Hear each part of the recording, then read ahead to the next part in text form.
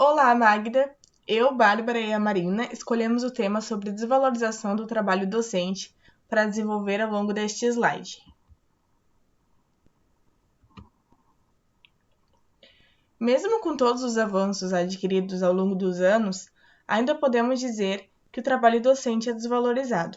Busca-se uma educação de qualidade, enquanto os profissionais não têm condições mínimas de estímulo para que, juntamente com as leis, alcancem este ideal.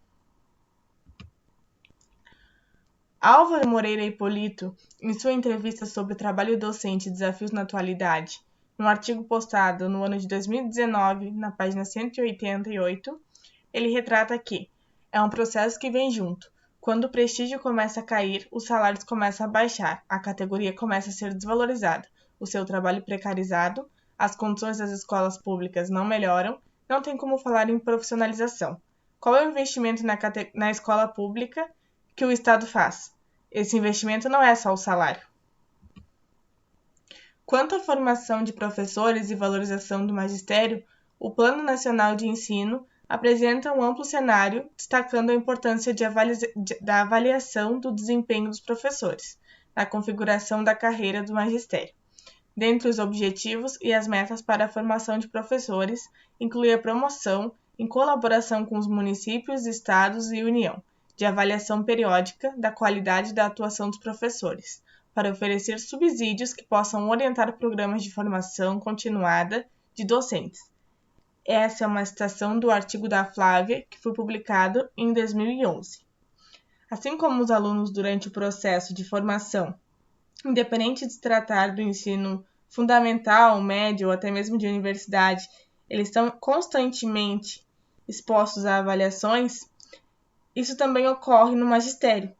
Isso para avaliar o desempenho destes profissionais. A Lei nº 9.394, Lei de Diretrizes e Bases da Educação Nacional, LDB, no título 2, dos Princípios e Fins da Educação Nacional, artigo 3, fala sobre a valorização do profissional da educação escolar. E se nós procurarmos nas leis, veremos que os professores eles têm muito suporte para atingir um ideal de educação, mas na prática não é o que ocorre. É um descaso.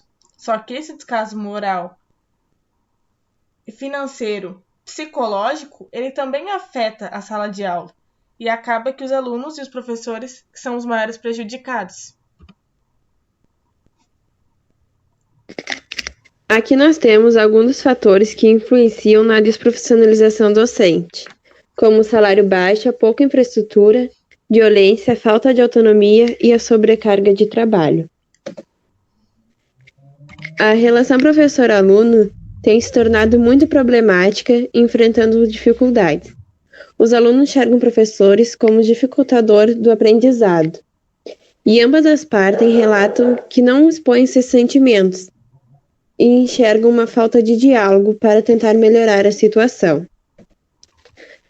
As famílias têm tentado mediar o seu papel.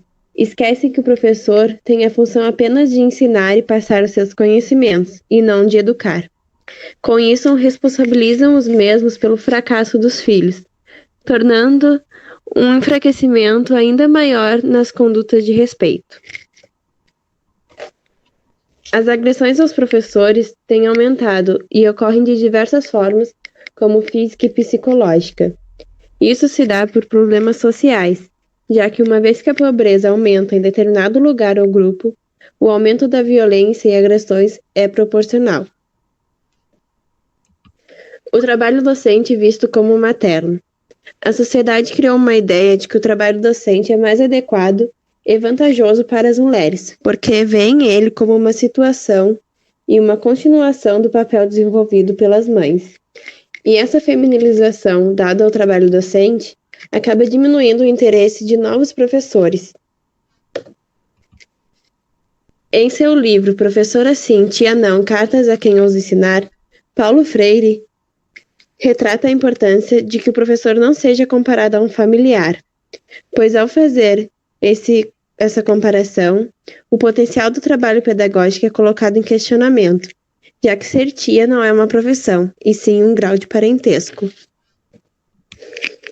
Paulo Freire, ainda em seu livro Professora Sim, Tia Não, Cartas a Quem Ousa Ensinar, na página 9, afirma que a tarefa de ensinar não deve transformar a professora em tia de seus alunos. Da mesma forma como uma tia qualquer não se converte em professora de seus sobrinhos só por ser tia deles.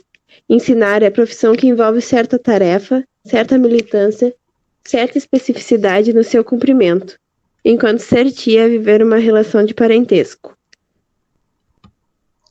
Silva Francisco, no seu artigo Na Base, Como Professores Veem a Base, sobre currículos e BNCC, na página 100, ele relata que os professores, profissionais que estão cotidianamente envolvidos com a relação de ensinar e aprender nas escolas, são os responsáveis diretos para que esses conhecimentos eleitos pré-ativamente sejam aprendidos por todos os estudantes, em tempos e espaços também definidos a priori.